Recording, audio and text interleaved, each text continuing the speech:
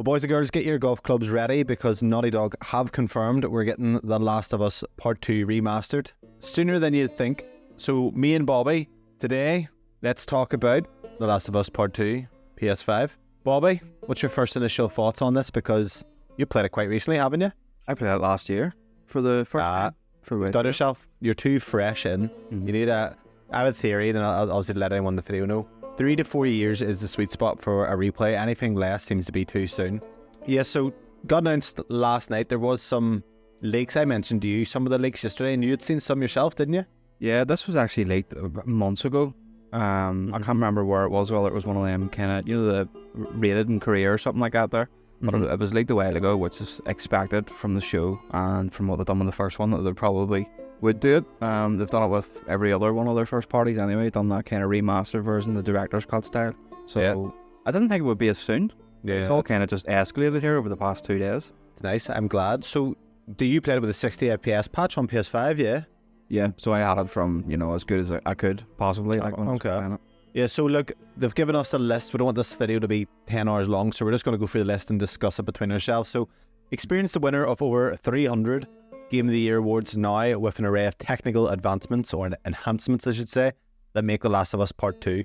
So, built for the PS5 console, The Last of Us Part 2 Remastered enhances the original PS4 games in ways not possible before, including a host of graphical improvements that bring the beautiful yet dangerous world to life. So, what's your thoughts on this? Actually, I've tried not to laugh there when he says improvements like not possible before, because Sony keep on doing this here with their PlayStation and their SSD. Is like, this is only possible here on the PS5. Certainly not possible elsewhere. Yeah. See, I've seen a couple of the comparisons from the PS4 version running on PS5. Oh, did you? Okay. And the PS5 version, there's not a big difference.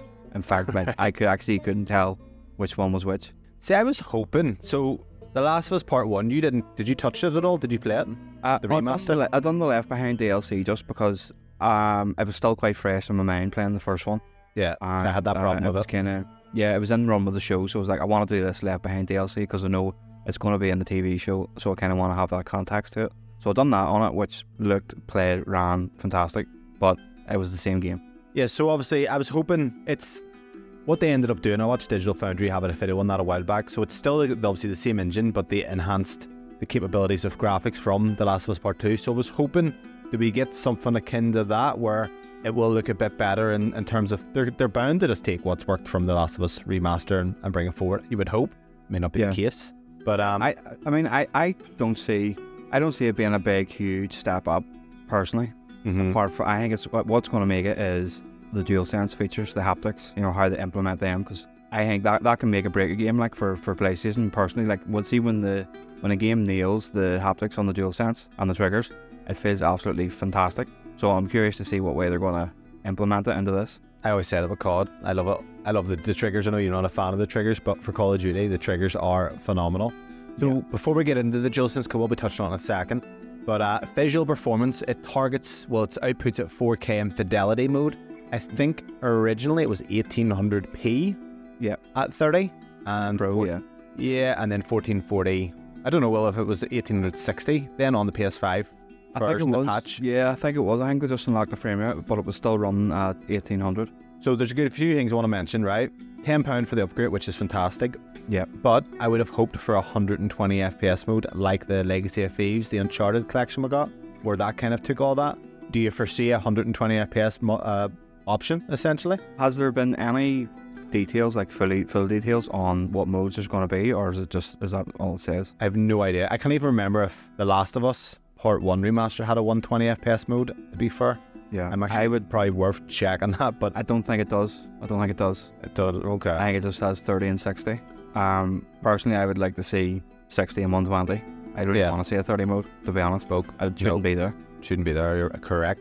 As well as that, we also get improved loading times. So I did see people on Reddit saying about the original loading times. Did you notice on your replay last year that there was a lot of loading times in the game, or no, was it quite speedy? Not that sticks out. Like, so obviously, if there was, it didn't bother me.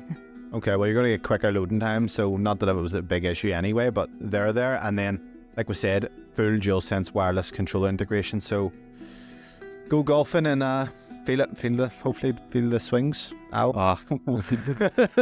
But yeah, haptic feedbacks are fantastic. I'm glad we're getting that. Was there a bow and arrow in The Last of Us Part 2? I know there wasn't the first when you're hunting at the start. I want to say there was, because, or did she use a crossbow? It's one of them. There's definitely something that I think there is. I do think there is. Okay. So look, if you are a fan of the DualSense, at least that's getting upgraded there. And like I said, this is all for £10. I think it's phenomenal. It's fantastic, like, and fair play to Sony. Yeah, it's not something that Sony does really regularly, like, so I think personally they could have stuck this out at £70 and it still would have sold a shit ton. But so why do you think they are doing it? Why are they doing it for £10? Because if they could get away with it, you think they would? I don't know, because it's not like they're going to be so consumer friendly. Unless the upgrade isn't as big of an upgrade as The Last of Us 1, the remake was. Because the Tsushima one was how much? Tsushima was £30 and it was slight upgrades, but you got the DLC with it. It was weird because, yeah, you had to actually get the DLC with that there, so that's why it was a wee bit dearer. But okay. I don't know, because there's some more modes that we're going to be talking about here that they've actually added into it, so it seems like they probably could have put it out for £70 and got away with it. Yeah, well, look, let's touch on that. So, No Return, a roguelike survival mode. Experience The Last of Us Part 2's deep combat via an entirely new mode. Survive as long as you can in each run as you choose your path through a series of randomized encounters. Play as a host of different unlockable characters, some never seen before, playable in The Last of Us franchise, each with unique gameplay traits. The variety of challenges features different foes and memorable locations from throughout Part 2, all culminating in intense boss battles. So this is right up your alley, because I'll be honest, and I've said this before, The Last of Us to me isn't a game I play for the gameplay whatsoever. I just play it for the story. I actually don't really like the gameplay. I know people love it, by the way, but this is like kind of made you hard, hasn't it? Yeah, as soon as I seen this here, that was me like really pumped up for it, because there's also a global leaderboard as well. So I like that wee bit of competition. Who's the characters that you mentioned earlier? I think you sent it in. Dino is one. Yeah, and Lev, who was the boy girl from the tribe. I wonder if we get to play as Dina's baby and just going like Chucky the Killer Doll on everyone. That'd be pretty cool. Just running about. What about Bill? Do you reckon they'll bring any characters from Part 1? Tess, Bill?